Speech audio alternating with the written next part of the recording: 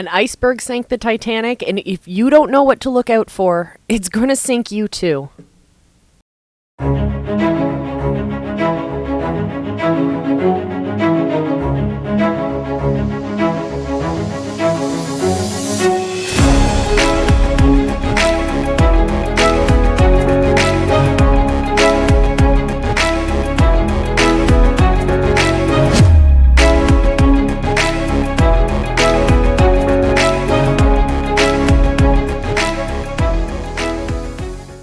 Hey everyone, and welcome to this episode of the Lifelong Podcast. I'm your host, Coach Molly from Three Pines Leadership, and thank you so much for joining me.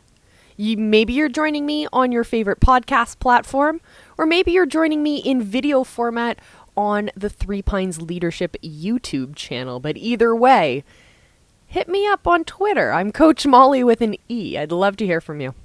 Today, we're going to talk about icebergs. Yep, we're going to talk about icebergs. Two different kinds of icebergs, actually. The kinds that are going to sink you unless you know how to look out for them. So don't be the Titanic, my friends. So the first kind of iceberg we're going to talk about is the assumption iceberg. So any kind of iceberg, right? We have a small amount at the top that's floating above the water that we can see, and there's a whole mess underneath that we can't see. The vast majority of the iceberg is underneath the water, and we have no idea what it looks like. If there's sharp, jagged edges that are going to tear our boat apart, or if it's really hollow underneath. We have no idea. So this is what the first kind of iceberg we'll talk about, the assumption iceberg. So on the very top, the visible part of the assumption iceberg is what we can see. And that's people's actions, that's the events, that's stuff we can see with our eyes. And then from there, we start to draw assumptions. And that's what the rest of this iceberg is. All of the mess that's happening underneath the waterline. Let's follow this process. Underneath the water, we go from our events to our assumptions about impact. And when it comes to impact, we're going to look at these two different things from two different lenses. We're going to look at what the receiver of that information knows and what the sender of that information intends. So when it comes to impact, the impact is known to the receiver, but it's not known to the sender of the message. And then we follow along, and that's where we start to make judgments. That's where we start to make assumptions. And then that follows up to our motive, because we're going to now react, or we're going to have another action. And that's going to be informed, unfortunately, by the judgments and assumptions that we've made at the bottom of our iceberg. And from there, we know that our motives are known to ourselves, but they aren't known to the people who are receiving our message. Then our message goes up and becomes events, it becomes actions, it becomes something that is now visible. That information is then taken by the receiver and is known to, the impact is then known to them, but again, the impact isn't known to us who sent the message. And again, they're going to start receiving that information, processing it through the lens of judgments and assumptions before they begin to then decide on their next action. So that is the first big iceberg that if you don't understand, it's absolutely going to sink you. So when you are sending a message, you understand the motive, but the person who's receiving the information doesn't.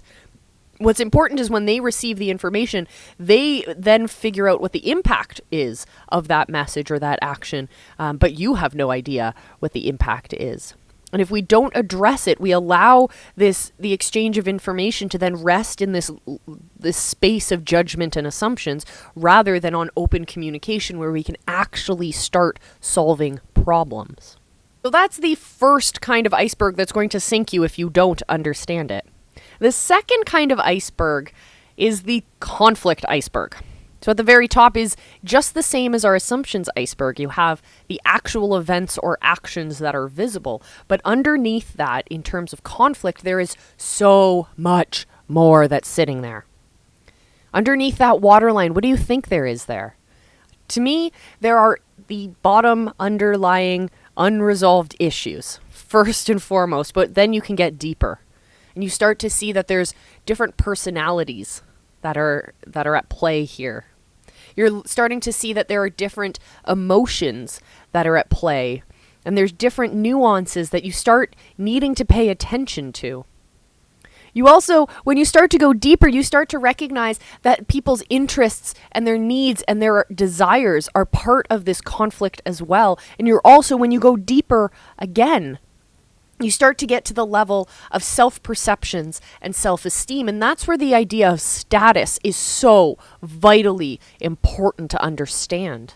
Make sure that you're doing something that's going to help people build their status, increase their status, and that you're not trying to get people to act against that. You're not trying to get people to decrease their status, because you're going to reach a lot more aversions if you try and go that route. Remember, new vehicle, new opportunity, rather than an improvement offer.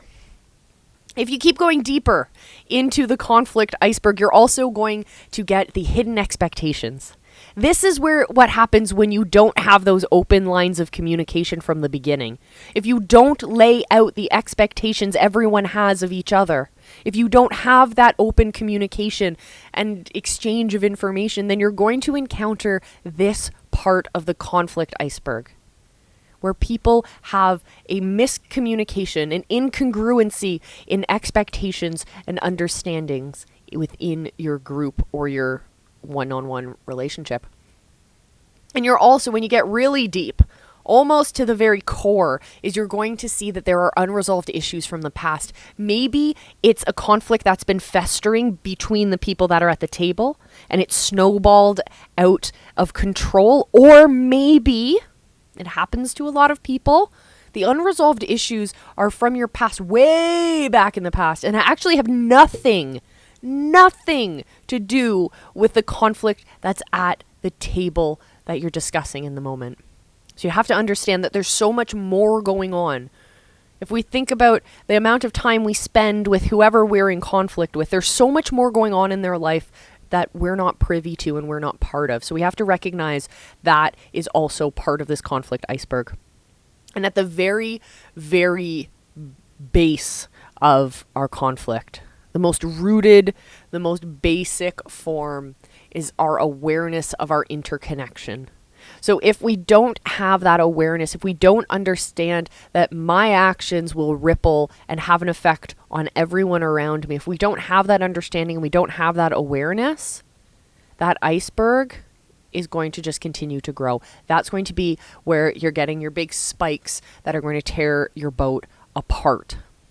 So make sure that you have the language from the beginning to address your conflict, address and do away with judgments and assumptions, because these two icebergs, I promise you, if you don't understand these and you don't pay attention to this kind of stuff, these icebergs will sink your boat.